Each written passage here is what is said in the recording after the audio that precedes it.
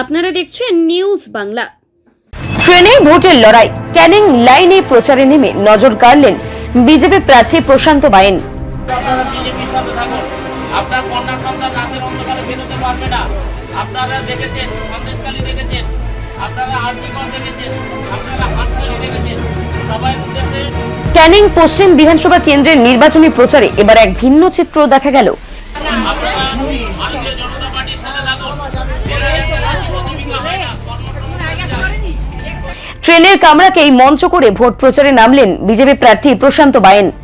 মানুষের স্বতঃস্ফূর্ত সাড়া আছে।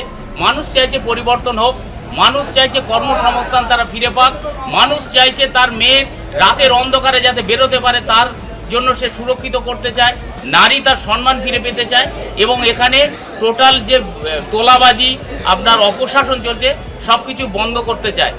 কয়েকদিন আগেই শিয়ালদহ ক্যানিং লোকাল ট্রেনে চেপে প্রচার চালিয়ে চর্চায় এসেছিলেন তৃণমূল কংগ্রেস প্রার্থী পরেশ রাম। সাধারণ মানুষের সঙ্গে সরাসরি জনসংযোগ গড়ে তুলতে তার এই উদ্যোগ বেশ সাড়া ফেলেছিল। এবার সেই পথেই হাঁটলেন বিজেপি প্রার্থী। আপনারা যে কথাটা বলছেন এটা সম্পূর্ণ মিথ্যা কথা।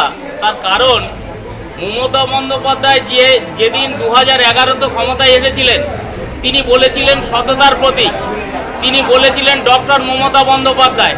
আজকে সততা হারিয়ে গেছে, ডক্টর হারিয়ে গেছে, আজকে বাংলার অগ্নিকন্যা নেই, এখন বাংলার কাছে একটা গলার কাঁটা হয়ে দাঁড়িয়েছেন। সকাল থেকে ক্যানিং শিয়ালদা লোকাল ট্রেনে চেপে একাধিক স্টেশন ঘুরে প্রচার চালাতে দেখা যায় প্রশান্ত বাইনকে। যাত্রীদের সঙ্গে সরাসরি কথা বলা, তাদের সমস্যা শোনা, এমনকি হাসি ঠাট্টায় মেতে ওঠার মতো মধ্যে দিয়েও প্রচারকে নতুন করে তুললেন একেবারে জনসংযোগের সহজ মাধ্যম। রক্ষা করতে গেলে আপনারা বিজেপির সাথে থাকবেন। 5টা বছর বিজেপিকে সুযোগ দিন। 5টা বছর বিজেপিকে সুযোগ দিলে আপনার কন্যা সন্তান বা পুত্র সন্তান যারা লেখাপড়া শিখেছে আগামী দিনে যাতে চাকরি পায় এবং আগামী দিনে শিল্প পশ্চিম বাংলায় যাতে আসে। প্রচারের এই অভিনব কৌশল যে ভোটারদের কাছেই পৌঁছানোর নতুন দিশা দেখাচ্ছে তা বলাই বাহুল্য। এখন দেখার এই ট্রেন প্রচার ভোটের বাক্সে কতটা প্রভাব ফেলবে।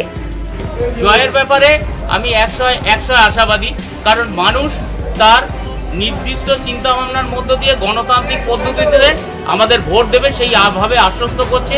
তাই আপনাদের কাছে আমি এটা বলতে পারি যে মানুষ আমাদের সাথে আছে, মানুষ আমাদেরকে জয়ের লক্ষ্যে এগিয়ে দেবে, এটাই আমরা বলতে পারি। Bureau report, news Bangla. কন্যা সন্তান রাতের অন্ধকারে বেরোতে পারবে না। আপনারা দেখেছেন সন্দেশখালী দেখেছেন, আপনারা আরজিকর দেখেছেন, আপনারা হাসপাতাল দেখেছেন।